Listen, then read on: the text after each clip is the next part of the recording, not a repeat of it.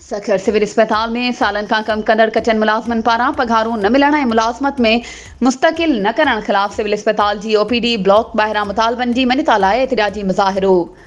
उन मौके ते एतिजाजी मुज़ाहिरे जी अॻवानी कंदड़ ग़ुलाम फरीद महर, नवीद चौहान, असलम प्रेहू, शकील दायो, सरफराज चाचड़, हसनैन मंगी, इत्तफाक महर, तोकीर शाह ऐं ॿियनि चयो त गुज़िरियल 5 सालनि खां सिविल अस्पताल सखर जे मुख़्तलिफ़ department, surgical, ICU, oxygen plant, radiology, ortho ऐं ॿियनि हंधनि ते कमु करे रहिया आहियूं। कोरोना जहिड़ी जानलेवा बीमारी में पिणु इमरजेंसी बुनियादनि ते ख़िदमतूं सरअंजाम ॾिनियूं आहिनि, पर असांखे पघारुनि खां मुसलसल महरूम करे घर भातियुनि खे फ़ाक़ाकशी ते मजबूर कयो वियो आहे ऐं हाणे असांखे मुस्तकिल करण बजाए ऑफिसर पंहिंजा माण्हू भर्ती करण लाइ असांखे हिरासां करे रहिया आहिनि। हुननि वज़ीर आला सिंध मुराद अली शाह, MNA सैयद खुर्शीद अहमद शाह, सेक्रेटरी सिहत प्रिंसिपल ग़ुलाम मोहम्मद महर, मेडिकल कॉलेज प्रोफेसर इल्ताफ़ शेख ऐं MA सिविल अस्पताल अख्तियार मीरानी खां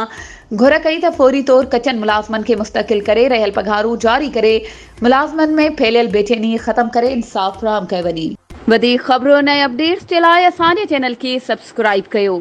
ऐं हा, बेल आइकन खे प्रेस करण न विसारिजो त जीअं असांजी हर नई अचण वारी वीडियो तव्हां ताईं पहुची